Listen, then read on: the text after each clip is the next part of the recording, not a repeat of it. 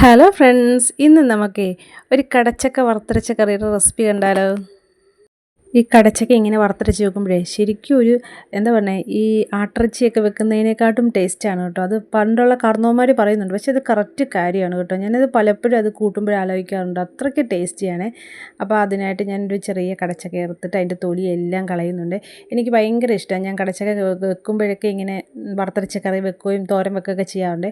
ഏറ്റവും മെനക്കെട്ട കാര്യം എന്താണെന്ന് വെച്ച് കഴിഞ്ഞാൽ കയ്യിൽ പിടിക്കുന്ന കറ, ആ ഒരു കാര്യത്തിൽ മാത്രമാണ് എനിക്കിതിനോട് ഭയങ്കര വിഷമമുള്ളത്. അപ്പോൾ ഞാനതെല്ലാം ചെറിയ കഷ്ണങ്ങളായിട്ട് അരിഞ്ഞെടുത്തത് എൻ്റെ കൈയെല്ലാം കുളമായിട്ടുണ്ട്. ഇനി അതെല്ലാം ഒന്ന് ക്ലീൻ ആക്കണം. അപ്പോൾ ഒരു ചട്ടി എടുത്ത് അടുപ്പത്ത് വെച്ച് അതിലേക്ക് നമ്മൾ അരിഞ്ഞു വെച്ച് കടച്ചക്ക കഴുകി വൃത്തിയാക്കി അതിട്ട് കൊടുക്കുന്നുണ്ട്. പിന്നെ ഒരു ചെറിയ സവാള അരിഞ്ഞതും ഒരു 2 പച്ചമുളകും കൂടെ ചേർത്ത് കൊടുക്കുന്നുണ്ട്. 2 പച്ചമുളക് എടുത്ത് നല്ല പഴുത്ത പച്ചമുളകായതുകൊണ്ട് നല്ല എരിയുള്ള പച്ചമുളകാണ്, അങ്ങോട്ട് 2 എണ്ണയും ഞാൻ ഇട്ട് കൊടുക്കുന്നുള്ളൂ. പിന്നെ ആവശ്യത്തിന് ഉപ്പും ഒരല്പം മഞ്ഞൾപ്പൊടിയും ഇച്ചിരി വെള്ളവും കൂടി വെച്ച് നമ്മളതൊന്ന് വേവിക്കാൻ വേണ്ടി വെക്കുവാണേ.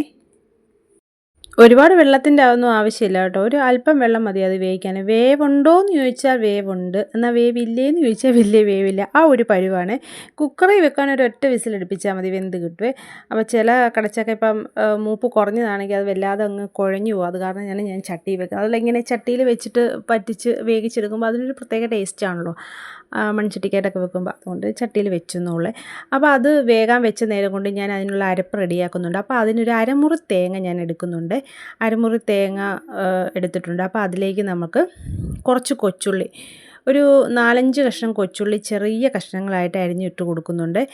പിന്നെ അതിലേക്കൊരു 3-4 വറ്റൽമുളക് പൊട്ടിച്ചിട്ട് കൊടുക്കുന്നുണ്ട്. പിന്നെ ഒരു ശകലം കരിയാപ്പിലയും കൂടി ഇട്ടിട്ടാണ് തേങ്ങ വറുത്തെടുക്കുന്നത്. ഇങ്ങനെ വറുത്തെടുക്കുമ്പോൾ ഒരു പ്രത്യേക ടേസ്റ്റാണ്. ആ തേങ്ങ വറുക്കാനിട്ടൊന്ന് എന്താ പറയുക, ഒന്ന് മൂത്ത് വരുമ്പോൾ തന്നെ നല്ലൊരു സ്മെല്ല് നമ്മുടെ മൂക്കിലേക്ക് അടിച്ച് കയറും. അപ്പോൾ തന്നെ നമുക്ക് എന്താ പറയുക, വയറ് നിറയും. അതുകൂട്ടൊരു ടേസ്റ്റാണ് ഇങ്ങനെ ഈ ഉള്ളിയും വറ്റൽമുളകും കറിവേപ്പിലയും എല്ലാം കൂടെ തേങ്ങയ്ക്കകത്തിട്ട് വറുക്കുമ്പോഴത്തേക്ക്. അപ്പോൾ നല്ല മീഡിയം ഫ്ലെയിമിലിട്ട് അത് നല്ലപോലെ വറുക്കുന്നുണ്ട്. അടിക്കൊന്നും പിടിക്കാതെ കരിയാതെ ഒരേ ലെവലിൽ വറുത്തെടുക്കുന്നുണ്ട്.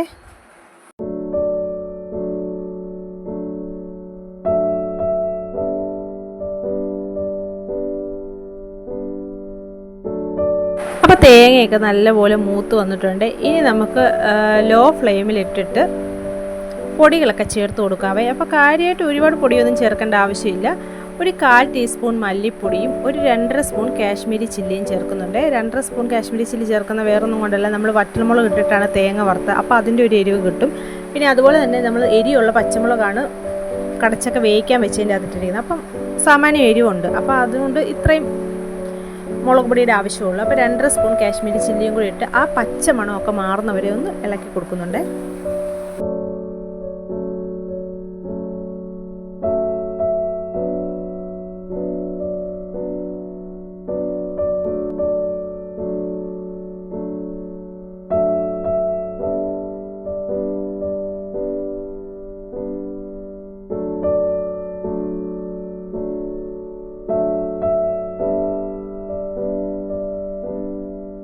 അപ്പോൾ ഏകദേശം നമ്മുടെ കടച്ചക്ക വെന്ത് വന്നിട്ടുണ്ട്. ഇനി ഞാൻ അതിലേക്ക് ഒരു അല്പം വാളംപുളി പിഴിഞ്ഞ വെള്ളം ചേർത്ത് കൊടുക്കുന്നുണ്ട്. ഇതിപ്പം ലാസ്റ്റ് അരപ്പ് ചേർത്തിട്ട് ഒഴിച്ചു കൊടുത്താലും കുഴപ്പമില്ല. അപ്പം ഞാൻ ആ കടച്ചക്കകത്തോട്ടൊന്ന് പിടിച്ചോട്ടെ എന്നോർത്തിട്ട് അത് ഇടയ്ക്കൊന്ന് വെന്ത് വന്നപ്പോഴത്തേക്കും ആ പുളിവെള്ളം ഒന്ന് ചേർത്ത് കൊടുത്തേ.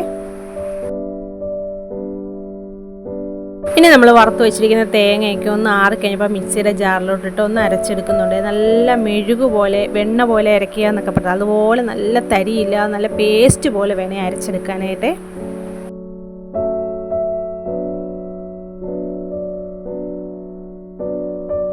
അപ്പോൾ അരച്ച അരപ്പ് നമ്മൾ ആ വെന്ത കഷ്ണത്തിലേക്ക് ചേർത്ത് കൊടുക്കുവാണേ.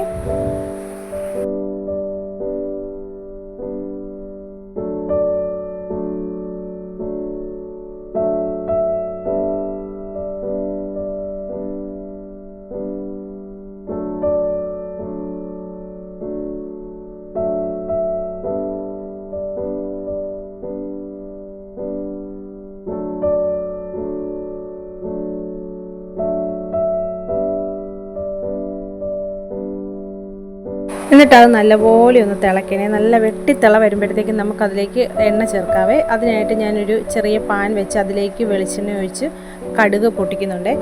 ആ കടുകിൻ്റെ കൂടെ തന്നെ ഒരു വലിയ പീസ് കൊച്ചുള്ളി എടുത്തിട്ട് അത് ചെറിയ കുനുകുനാന്ന് ചെറുതായിട്ട് അരിഞ്ഞ് അത് മൂപ്പിച്ചാണ് ചേർക്കുന്നത്. പിന്നെ വറ്റൽമുളകും കറിവേപ്പിലയും കൂടി ഇടുന്നുണ്ട്.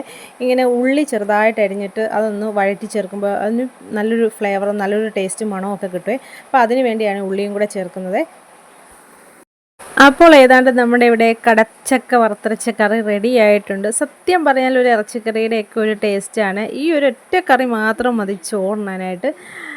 അപ്പോൾ എന്താ പറയണ്ടേ, ഈ റെസിപ്പി നിങ്ങൾക്ക് ഇഷ്ടപ്പെട്ടാൽ ലൈക്ക് ചെയ്യുക, നിങ്ങളുടെ അഭിപ്രായങ്ങൾ കമൻറ്റ് ചെയ്യുക. ഇങ്ങനെ നിങ്ങൾ ട്രൈ ചെയ്ത് നോക്കിയിട്ടില്ലെങ്കിൽ ഈ റെസിപ്പി ഒന്ന് ട്രൈ ചെയ്ത് നോക്കുക. തീർച്ചയായിട്ടും നിങ്ങൾക്ക് ഇഷ്ടപ്പെടും.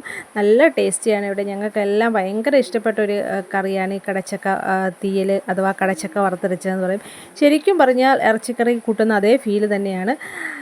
അപ്പം ഇന്നത്തെ വീഡിയോ ഇഷ്ടപ്പെട്ടെങ്കിൽ ലൈക്ക് ചെയ്യുക. ഇന്നത്തെ വീഡിയോ ഇത്രയേ ഉള്ളൂ. ഇനി നല്ലൊരു വീഡിയോ ആയിട്ട് വരുന്നതായിരിക്കും. അതുവരേക്കും ടാറ്റ ബൈ ബൈ.